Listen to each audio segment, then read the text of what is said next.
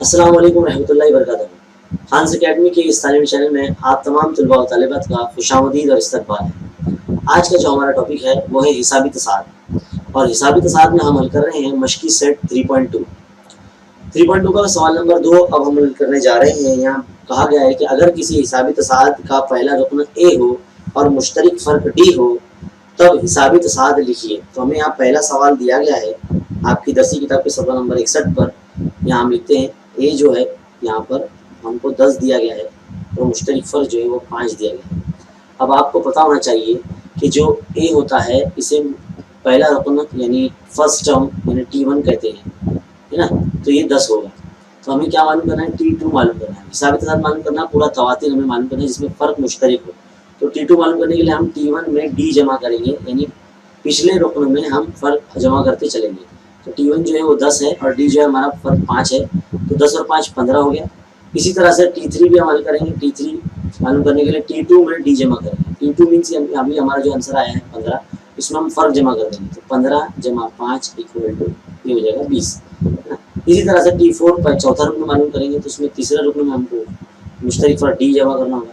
तो तीसरा रुकन कितना आया है? 20 आया। तो 20 में मुश्तरक फ़र्क 5 है, तो 5 जमा करो तो 25 आ जाएगा।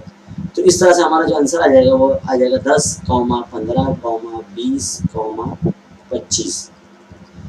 तो उम्मीद है आपको ये सवाल नंबर 1 अच्छी तरह से समझ में आएगा। चलिए बढ़ते हैं सवाल नंबर 2 की तरफ। सवाल नंबर जो 2 है वो दिया गया है a बराबर -3 और d बराबर जो है वो 0 दिया गया है।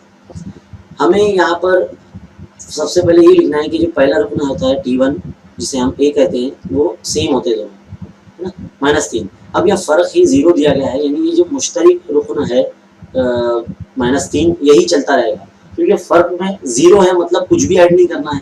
तो देखिए T2 मालूम करने के लिए T1 में D जमा करेंगे। तो T1 क्या है? -3 है। -3 में 0 जमा करेंगे तो -3 ही आएगा। इसी तरह से T3 में भी मालूम करने के लिए T2 में D जमा करेंगे। तो T2 कितना है? -3 है और मुश्तरक फ़र्क 0 ही है, तो -3 ही चलता रहेगा। तो यही वजह है कि -3, -3, -3, ऐसे आंसर आते रहेगा। तो ये थे सवाल नंबर 2, है ना। अब बढ़ते हैं हमारे सवाल नंबर 3 की तरफ। कुछ बच्चे कहते हैं सर ये मुश्तरक फ़र्क में डी की कीमत जो है वो कसर में दी गई है, इसको कैसे हल करेंगे? तो a बराबर -7 है और d बराबर जो है वो 1/2 है। तो चलिए देखते हैं। शुरुआत ये करेंगे कि जो फर्स्ट टर्म है T1 है वो a है और ये -7 दिया गया है और d जो है यहाँ पर 1/2 दिया गया है ना। तो हम क्या करेंगे? T2 मालूम करने के लिए हम T1 में D जमा करेंगे। तो T1 क्या है? T1 है हमारा -7 और D जो है हमारा 1/2। तो कितना यहाँ पर -7 और 1/2 के बीच में तीसरा ज़रब होगा, है ना। तो 2 सत्ते 14 यानी -14 जमा 1/2। तो 14 में से 1 जाएगा तो -13 बटेगा, तो 13 बचेगा, तो -13/2 आंसर आएगा।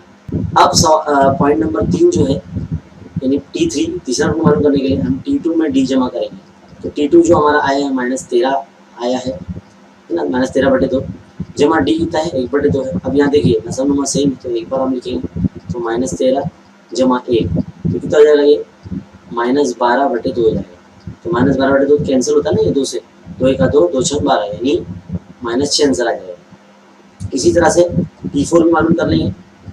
T4 मालूम करने के लिए T3 जमा D, तो T3 कितना है? -6 है और D कितना है? 1/2 है। तो देखिए 6 और 2 के बीच में तीसरा ज़रब होगा, तो 2 6 12 जमा 1/2 यानी कितना जाएगा? ये -11/2।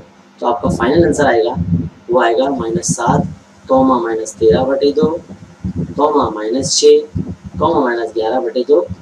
इस तरह से आपके ये जो 3 सवाल हैं यहाँ मुकम्मल होते हैं। उम्मीद है आपको ये अच्छी तरीके से समझ में आए होंगे। ऐसे मज़ीद सवालात के लिए हल के लिए सॉल्यूशन के लिए हमारे चैनल को सब्सक्राइब कीजिए और हम बने रहें हमारे चैनल के साथ। मिलते हैं इंशाल्लाह अगले वीडियो में। तब तक के लिए शुक्रिया। अस्सलाम वालेकुम।